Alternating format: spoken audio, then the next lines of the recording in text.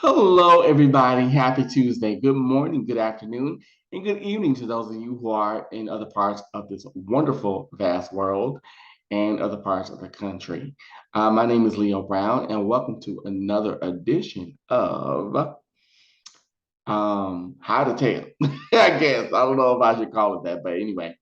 So today, as you can see by the description, I'm talking about if a psychic is real or not. So, how to tell if a reader is not for you. Okay. All right. First of all, before I get into it, I want to tell you guys thank you so much for watching, for commenting, and for subscribing to the channel. Please keep doing so as it makes us grow. It helps us to grow. And lets the algorithm know that y'all like me and I like y'all. So if you want, become a sugar bear. And if you'd like something outside of this medium, such as the coaching session or a reading with yours truly, you can log onto my website, which is psychicviewer.com. And you can also follow me on various social media platforms. So without further ado, let's get started. Okay. How to tell if a reader is not for you.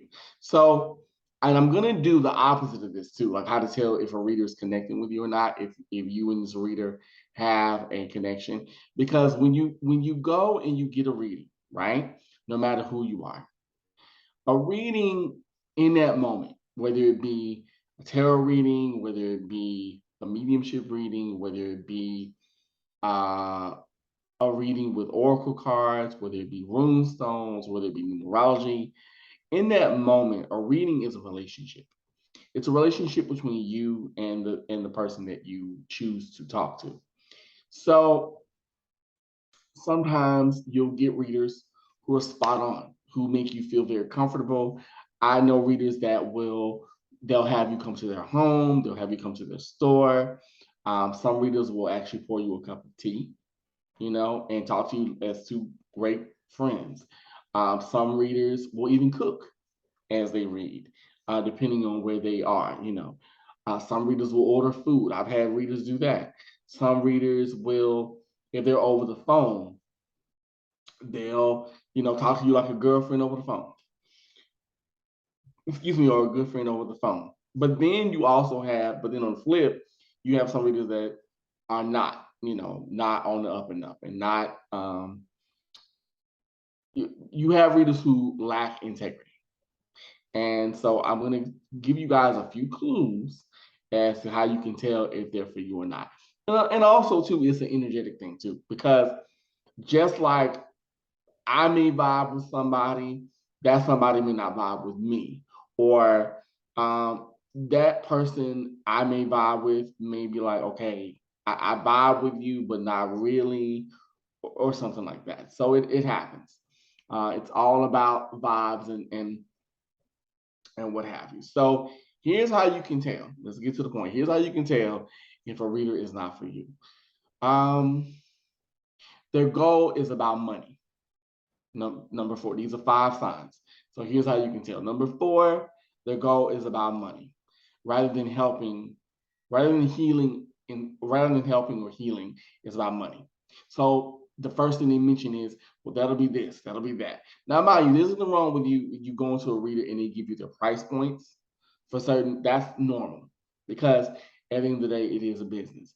But if automatically they say, after they give you say price points, they go, well, in order for me to really, really look into it, I suggest we go for the highest price point on the site, that they have.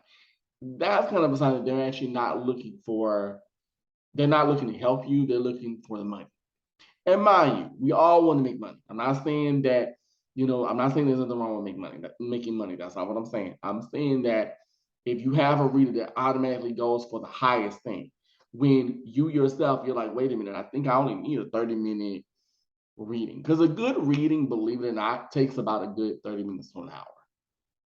It really does. A good reading, like a good, thorough,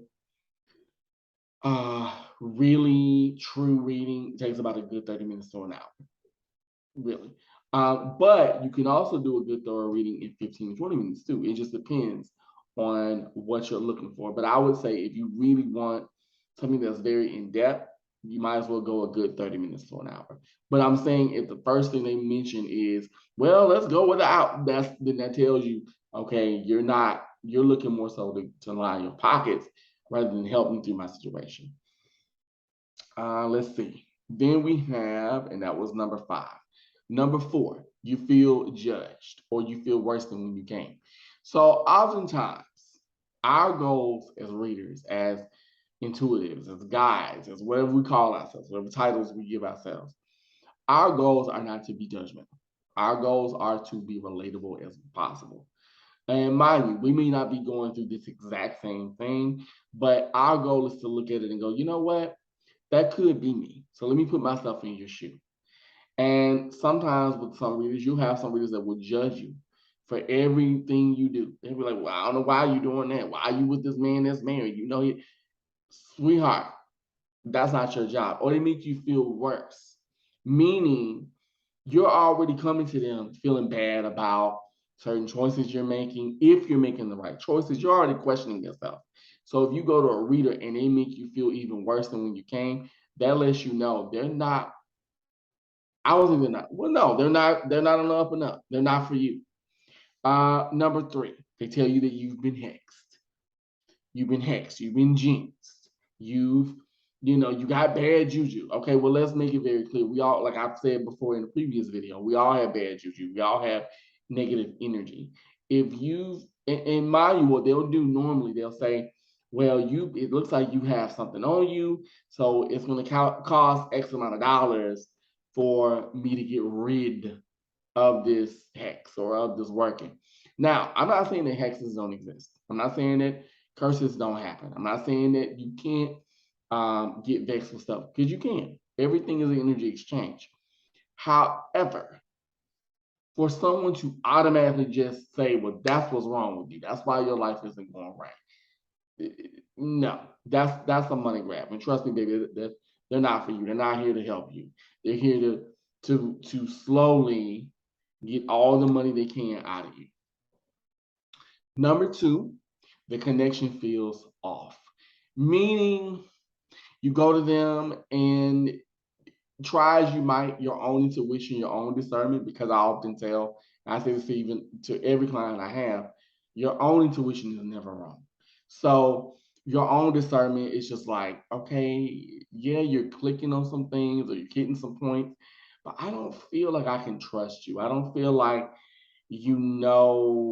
like you understand or you are being compassionate to my situation, or you're being empathetic.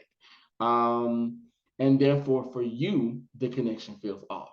That's how you know a reader is not for you.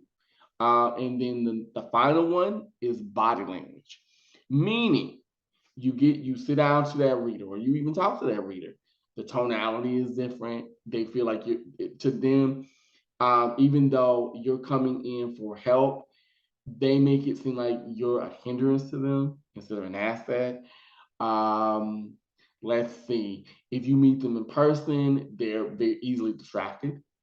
And mind you, when you get an in-person reading, we're gonna study your body language. We're gonna study like the things how you move your body, your eye movement, your hands. We're gonna do that. That's part of tapping into not only our own intuition, but yours too.